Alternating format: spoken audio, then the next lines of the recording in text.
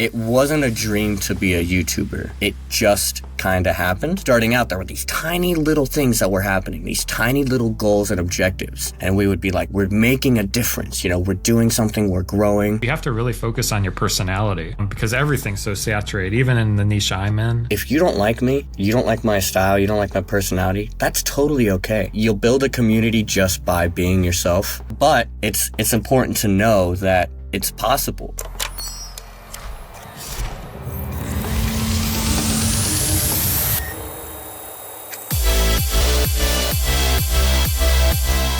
Welcome to the Post Show Podcast. I'm your host, John the Video Guy.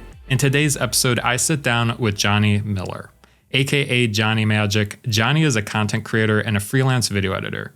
In our conversation, we talk about his journey as a content creator on YouTube, as well as the struggles and the obstacles us video editors face entering into the field.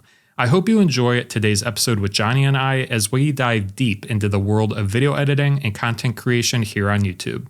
But before we get into today's episode, I want to give a quick shout out to Riverside. I used Riverside to not only record this episode of my podcast, but I also used their AI producer to edit the entire episode for me, saving me hours of time. And we all know how precious our time is as video editors. So if you're interested in learning more about Riverside, I will leave them linked down in the show notes below for you to go and check them out for yourself. You can start for free today using my link down below. Thank you, Riverside, and now let's get into today's episode.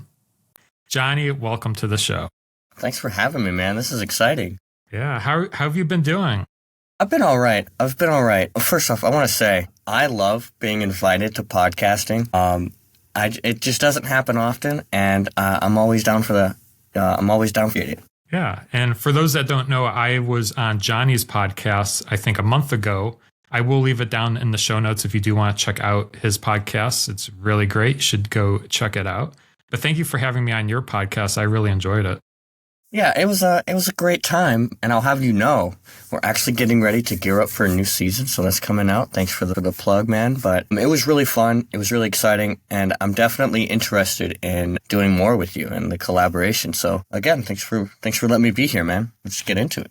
Absolutely. And we'll be talking a lot about YouTube and podcasting later in this episode for sure.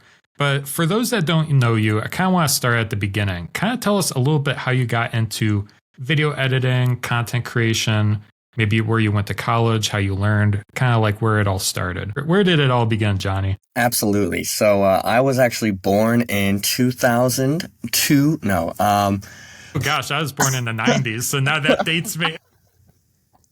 Oof. So it's actually an interesting story, and I love telling this because it all stems back to McDonald's. I used to work there, and I would get on the back, and I would be an order taker in the drive-thru, so I'd be doing headsets, and it gets really monotonous and really boring. So I would be there, and I would do like not voices, but I would take the orders in like a fun way. Everyone knew it was me when they came through the drive-thru. And then that kind of inspired me to do, hey, I want to do voice acting. I want to do all sorts of this media stuff. I like entertaining people. At the time, I was doing magic as well. Seems like a great path. So I ended up going to the Ohio Media School to do voice work. And while I was there, I was about a month into the program. The first project we did on the video side of things was like a little 6-shot sequence where you just make a little scene, nothing crazy, and you cut it together. So I cut this project together, and it was an eye-opening experience. It was really fun. I know that sounds kind of like a hyperbole, but like when you sit down and you watch this creation and these different pieces come together to make a little tiny thing, and you feel like you're making movies, you feel like you're in a movie. It was truly a special moment for me. So for me to go to that program, I fell in love with video editing there. I still like doing voice work. I started a podcast there that I, still do. So yeah, Ohio Media School for the win. I eventually graduated. I worked there for a bit, and now I consider myself a freelance videographer and podcaster, but mainly video editor. Very nice. Yeah, I love the McDonald's story. That's such an interesting way to get into it. And we all have our interesting backstories like that. Like for me, I got into video editing when I was in high school, but I really started when I was in and as a child. Like when my parents got my first computer, it was Windows XP. And for the longest time, I didn't like touching the computer. So like for it, and then eventually one day I got into there and I got addicted. I just started messing around with things, and the creativity just sparked from there. But that's really cool to hear your background. I was curious, so how did the college experience go for you? Did you find it very valuable? Kind of like the before and after, what did you take away from college? Because one thing that I didn't do, I didn't go to college. I actually just went through high school. I did do like some classes when I was in high school, but I kind of want your take on going to college and going through that program. So I don't know if this technically answers the question, but I think it's fun that you bring up college. So Ohio Media School, it's a trade school. I consider it college, but it's just like a very condensed version. And the reason I actually did that is to avoid college. I just think, I have my opinions about college and the college experience, and I wasn't sure that I would be able to commit to a 4-year deal. But in terms of the college experience for me, it all comes back to a life lesson, which is you get what you put in. You get out what you put in. So for me, I wanted to be there. I wanted to learn. I wanted to grow. I was in there every single day. I was in there doing the assignments, getting them done, doing the projects even outside of class, making little mini projects to keep moving. All of that stems from passion. And I think that that's a huge point when talking about, do I go to college? Do I not go to college? There's got to be a drive first. There's got to be a passion first. Otherwise, you're kind of you might like it for a year or two, but you'll eventually fall out of love with it. So I think you have to start with that love. But the experience itself was very good. I can't complain. I'm glad. Yeah. I didn't realize it was a trade school. I thought it was actually like a college per se, like where you go for like 2 to 4 years and actually get a full degree. So did you get like accredited when you graduated? You got like a certificate? Yeah, it's a certificate program. They also have so there's like a base course and then there's different emphasis courses. And so eventually I might go back and take some emphasis courses. So it can end up being 2 to 4 years, which is why I love it. But nonetheless, it's, still accredited, still got everything I could possibly get out of it. And it still led me to being here on this podcast with you today, John. Awesome. So I know, at least for me, when I was learning in my either high school days going through, because I went through a trade school similar, yours was probably a little bit more advanced, but mine was when I was in high school. It was called Cuyahoga Valley Career Center. And essentially it was when I was in junior and senior year of high school.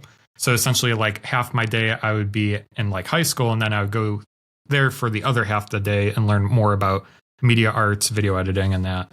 But for me at the time, I was wondering like, where do I go in this career? Like, what do I actually do when I graduate? What were you thinking, and kind of like in your path of like, where do I see myself in the future 5-10 years from now in this video industry essentially? Did you have a goal in mind, or is that kind of like ever evolving as you experiment more with the different, platforms and ways to create content? Yeah, that's a great question. I think initially I wanted to be solely a video editor, right? Solely a freelance video editor. Let me just stay at home, cut up some videos, do the thing. That dream slowly kind of disintegrates. And the reason it slowly disintegrates is because I think you know as well as anyone, John, when you try to just jump into freelance, it's impossible. And the special part about college, arguably also one of the worst, is after you graduate, you have like a 3-year gap. Like you have to do something. You have to have 3 years of experience before being able to really get a full-time job or what have you. So I joined a studio. I'm still there. I was basically interning there. I'm just kind of doing video editing. And along the way, you start to pick up different skills and different knowledge and just keep growing as a team. And that was 3 years ago, just about. So for me, I did not have a short-term goal, but I do have a long-term goal. I don't know if we want to talk about it. It's kind of a fun take, but it's quite a goal. It's quite a dream. What's the goal? What's the goal? The big goal is to be a video editor for Marvel. That is the dream. Marvel, if you see this, shout out to John, the video guy, but also put me on, Yeah, here we are. Marvel, if you're watching, there's Johnny Magic right here. Absolutely. But that's still quite a long way to go because in my experiences, right, I've noticed and I've learned and I'm still at a point where I'm like, I have so much I still need to learn. Like I can cook up a video and it looks pretty good, but there's still some things that I'll come across a certain type of video or a certain project and I'll just sit there and be like, oh, I don't know what I'm doing here. This is not what I've done before, so I think for me, I'm still in a learning phase and I'm okay with that. Yeah, you mentioned how impossible it is to enter as like a freelance video editor. So I'm curious now, 3 years kind of after college or, schooling, I should say, how has your experience been with freelance projects currently? Are you still kind of struggling? What are some of the obstacles you're kind of seeing, would you say, in the freelance world? So I kind of shifted my views. I love your questions, John. I kind of shifted my views from being a sole freelancer, and the reason is, as I mentioned, when I joined the studio as an intern, I've been there for almost 3 years. So the people I've met there along the way, the people I work with every single day, to me, that is the foundation, right? So I'm a strong believer in bringing your network with you. So I think for me, every time I stumble upon a job, as much as I would like to be a freelancer, I also like to think about the people who helped me get to where I'm at in the first place. So, sometimes we try to scale it up and bring it back to the group. And if it's like a small project, I've picked up some smaller projects. I've been hired. I think one of the craziest jobs I got hired for was a live streaming. I don't know how much I'm allowed to say about it. It was a pretty big deal to me. It was soccer games. Like we would stream them live and then we'd have like 10, 15 minutes to grab a screen capture, pull it into Premiere, and then track the ball and make a highlight of the clip so that it could go on social media within a few minutes after it happened, which is quite a stressful moment. That's a fast turnaround. That is so hard. And to make it worse, at that point, I didn't have a computer quite like the one I have now. So I was trying to do it on a MacBook. So luckily I did it with a team member and we got it done. But there's been growth in the freelance world, but I'm not at a completely sustainable level yet, if that makes sense. So currently then you're kind of part freelance, but you also work for the studio, correct? So it's kind of like 50-50, would you say? Is that kind of like how it is? Absolutely. And I think that's a good place to be. Right. I would say that. I would say most of my freelance time right now is allocated to YouTube. I'm trying to be like John, the video guy. But yeah, I would say that's an accurate statement. And that leads me, it's a really great segue because now we can start talking about your YouTube channel. So I think let's start at the beginning. Why did you want to become a YouTube? Or start a YouTube channel, I should say, because I know the biggest thing with your channel, you want to try to brand it as kind of like, it become a brand. So if you want to kind of mention a little bit about why you started that brand, Chicken for Breakfast. So it all goes to the podcast essentially. Well, it goes back to two things. When I was in school, when I was at OMS, we needed something to upload these videos to. So I would upload them to YouTube. At that point, you're not looking at views. You're just trying to get the work done. You're just trying to have fun. But when I started the podcast, it was audio only. And then as podcasting itself began to grow, because it's taken off. It's kind of crazy. As podcasting began to grow, I was like, we just got to make videos. And if you go back far enough on the channel, you'll see the worst videos. I mean, they're awful. But I was like, no, we're going to put video to the format. And then it was solely just podcast content. I think there was a documentary in there. But it wasn't a dream to be a YouTuber. It just kind of happened. And I started, then I got a co-host for the podcast. And then we started shooting weekly and uploading weekly. And then we started getting invested into the analytics, the algorithms, the this, that, XYZ.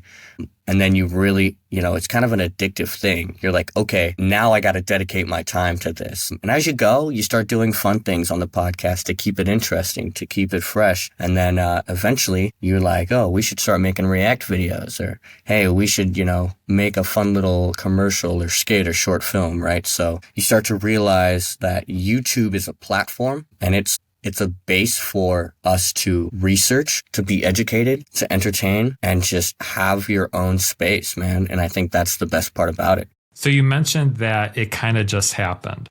It kind of just started to grow, or you kind of, you started as a podcast and YouTube you kind of discovered YouTube as you're creating your podcast. But I was kind of curious, when did you start on YouTube? You mean creating content on YouTube?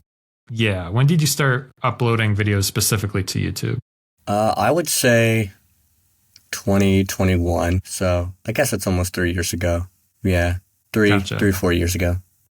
Now, did you start to see growth in YouTube specifically? And that's what motivated you to keep going? Was there like a certain point that you're like, I need to take this seriously now? Or like, what was kind of like that trigger? Like, oh, YouTube can be a thing, you know? So there's kind of two lines, right? The first line was my family and the people back home from where I'm from, they would watch the videos regularly. And that was their way of keeping up with me, which is kind of cool. And then the other part of it is once you start seeing results, it's like an addiction. You're like, okay, someone got invested. Someone commented on my video. Someone likes these movie reviews that we're doing, or someone asked if they could be on the podcast, right? So starting out, there were these tiny little things that were happening, these tiny little goals and objectives. And we would be like, we're making a difference. You know, we're doing something, we're growing. And, you know, everyone's got those dreams of like, one day we're going to have a huge channel. And it's like, slow down. But it's important to know that it's possible. So for us, it was just finding a win every week or finding a win in every video. Nice. Cool. And so you've been at it now for around 3 years, right? Correct?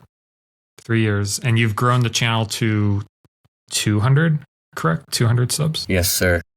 Nice. A bulk of those, though, just came in the last couple of months, which is crazy to think about. Oh, so you're starting to see like the slope up a little bit. Yeah, what do they call those? Is that exponential? The exponential curve of YouTube. Yeah. For those that don't know, YouTube, it's slow at the beginning and it's hard to get traction, but once you get going, it becomes a lot easier.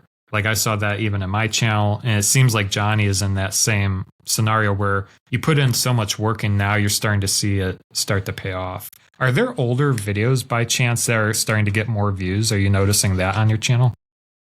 Yeah, so we had this, I mentioned the documentary earlier. One of my assignments was to make a documentary. So I made it on disc golf. You know, it's not super great, but it's pretty fun. And it was at like, I want to say 90 something views, you know, like a year or two ago. And I think now it's up to it's either 400s or 600s. And like when all of your other videos kind of start going, sometimes you get those random videos on the side where they like, oh, we like this podcast. And then he's got a documentary too. Let's check this out. So I would say, yeah, some of the older videos kind of take off. And that just shows that people are investing. And that's just another win. Yeah.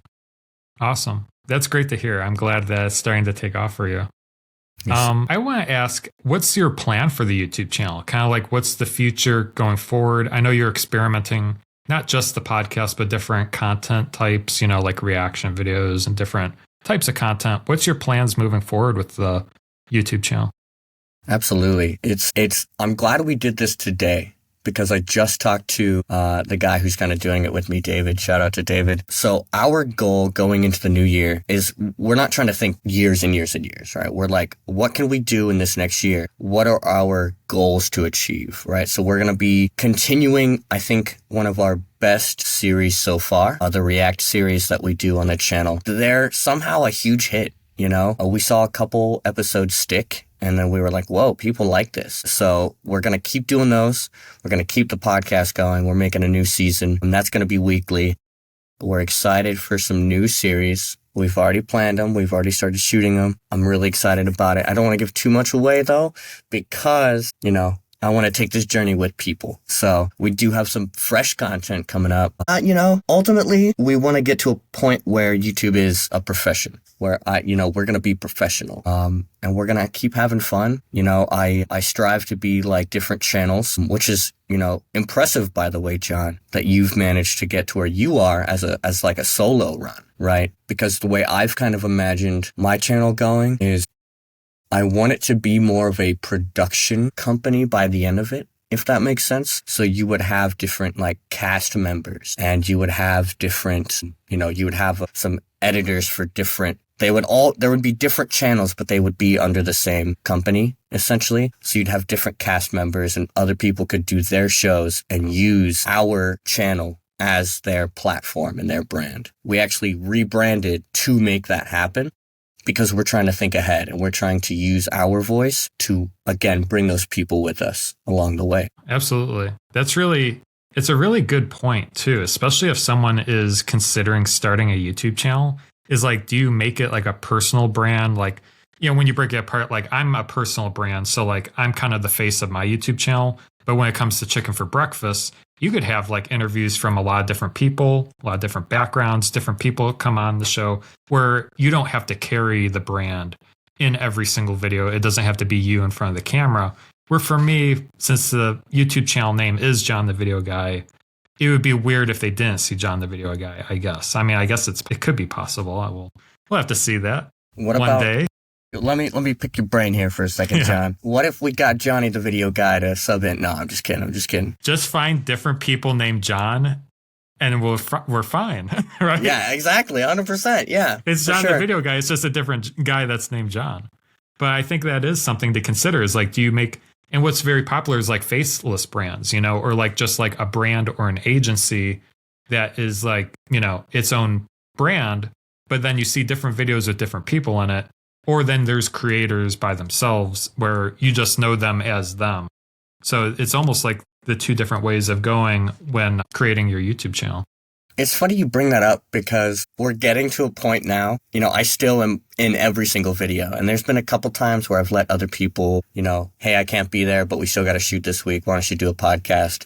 David actually just did a live streaming event on C4B's behalf, which was really cool. So he and I have talked about different, now he's going to get his own show. I'm going to have, the podcast and stuff. We're going to kind of make it a different format. So it is really hard to let go, John. I'll be honest, because I've done it for so long and I've built it. And then as you start growing and you start bringing other people and other people are buying in, you realize like, okay, on one hand, it's fun. Other people get to use their creativity and I don't have to do as much, but it's also like there's a fear, right? Like what if this doesn't align with something? What if it breaks? What if it crashes? What if it's not good? So it's actually a little more difficult than I expected it to be, which, Yeah. And I can attest to that on my side. Like, since it's all on me, it becomes very easy to just pump out content or just make things because like, I'm the only one, I guess, standing in my own way if content doesn't get out the door. Where, when you rely on a team or even different people, like that's why I kind of took a break from podcasting is because it takes time to reach out to people, to come up with things to talk about, and trying to align schedules. It becomes more complicated the more people you bring into, a production. And I will say, I do like your system. That your scheduling system is great. It's great, John. You're killing the game. You're killing the game. Thank you, Johnny. I really appreciate it. Yeah, I think starting my own business has kind of helped me with that, like booking calls with clients and like really trying to systemize everything. You know what I mean? But yeah, thank you. So I wanted to ask you, what is your plans for monetization? Like, how do you monetize the brand Chicken for Breakfast? I love this question. This is an exciting question. So at the studio, our director, he's given me some tidbits along the way. One of the things that he told me, and I don't know if I should give this secret sauce away, but I'm going to, what I do for monetization purposes. I'm not monetized yet, but a wise man told me one time, it is very important to sell it in the right way. Meaning, my podcast, if you watch it, you'll see commercials, but they're my commercials, or they're the commercials I've made at the studio or in accordance with the studio. Or like if we get a guest on and they have a product, we'll shoot them a little 30-second promo and we'll put that in as if it's an ad slot. And the reason we do this is so that when we get monetization or when a corporation buys the show, we can they see how it looks. This is an ad spot. This is an ad spot. So in terms of monetization, we're not there yet. We would like to be, that is for sure. I think we're about 300 away from sponsorship ability and we're 700 away from, like paid advertisements or paid partnership labels. But yeah, man, we're still moving though. I'm kind of curious, how's your watch time looking? Because especially since you're a podcast based channel, I feel like you're probably, you might be the exception where you get to 4,000 hours of watch time before you reach 1,000 subs. 4,000 hours of watch time is a tedious number because our podcasts aren't the most popular thing on the channel. which is why we're kind of veering away. I wouldn't say veering away, but we're exploring other options. So our watch time right now is only at like, I think 500 hours by the time this video's out. So we're about a quarter of the way there. And I guess that's also accurate for subscribers. So we're on track, I guess. Is there any other ways you're thinking of monetizing, like starting a membership or like, I don't know. You know, You have merchandise too. we do have merchandise. Actually, Which reminds me, I need to buy a shirt. I will do that right now. Thank you, sir. Yeah, so I forgot. I said I was going to. I just completely forgot to buy a t-shirt. Make sure y'all go get your t-shirts. No, so we have a little merch line on an easy website. You know, people can just drop ship merchandise to themselves. Regularly, we update it for different lines. Like we got a Christmas line that's probably about to drop. Actually, I don't think that's going to happen because it's early 11th, but we'll probably, he was going to wait. He was going to wait. I was going to wait. I was like, wait, there's a Christmas one? No, we're gonna have we're gonna be more themed in our merchandise. The problem is it's hard for people to want to buy merchandise without already being bought into like the culture. And not everyone likes podcasting, and I'm okay with that. So we want to keep updating our merchandise regularly, but it is an option. It is an option. What is the toughest thing about YouTube and content creation, would you say, from your perspective, now that you've done it for 3 years consistently? Yeah, so you would think after 3 years, I would be more, I don't want to use the term successful. I would consider successful a different way, but you would expect after 3 years to have more engagement, a larger community on YouTube than what I have. So I think the biggest challenge that we face, because we do so many other projects outside of the channel, is maintaining the shoot time to the delivery time and just maintaining a consistent schedule of content in general. Because I've got videos in the bank, but it's like, I don't want to release it now because of XYZ, or I can't release it until this video. You know what I mean? So there's different levels of scheduling it out and being structured in the actual, because if you stop uploading for even a couple of weeks, you kind of mess up the algorithm a little bit. So consistency is what I lack, I think. Yeah. And I can attest to that. I feel like you have to be consistent on the platform to grow, because I mean, that's the thing. Like if you stop uploading and then, you take a break and then you upload it, that audience that was probably there looking for your video might have moved on, or YouTube might not be putting it in front of them anymore. So I think consistency is important. It's probably not the end of the world, but like, it's just one of those things that can slow down growth possibly. I agree. Have you found any other issues when it comes to like, I'm actually curious, what does your like creation process look like? Like, how do you come up with ideas for YouTube?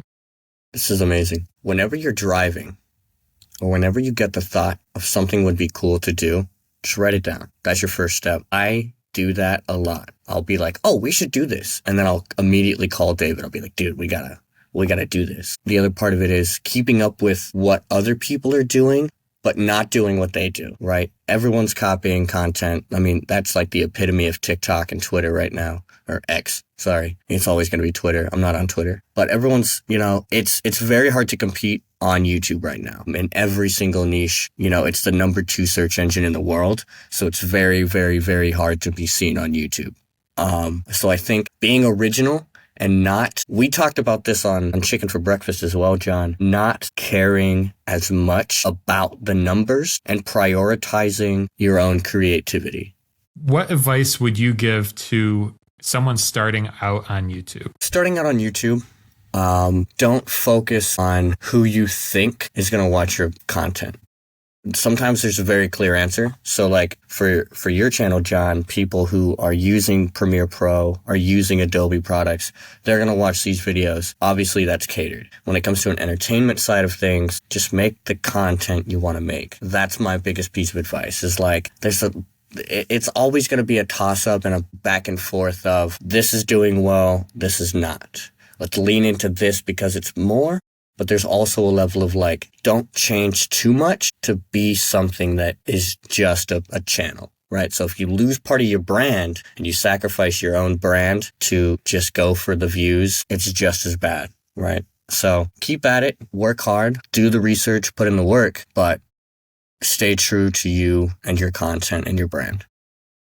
So I think that's great advice. I feel like, especially in this day and age with how saturated YouTube is, that's probably the way I would approach it is you have to really focus on your personality because everything's so saturated, even in the niche I'm in, trying to break through in tutorial stuff. Like I mean, anyone can Google how to do something now, you know what I mean? So you might find small pockets, but I think relying on your personality is the way to go on YouTube. Yeah, I mean, if what I've come to find out is like, if you don't like me, you don't like my style, you don't like my personality, that's totally okay.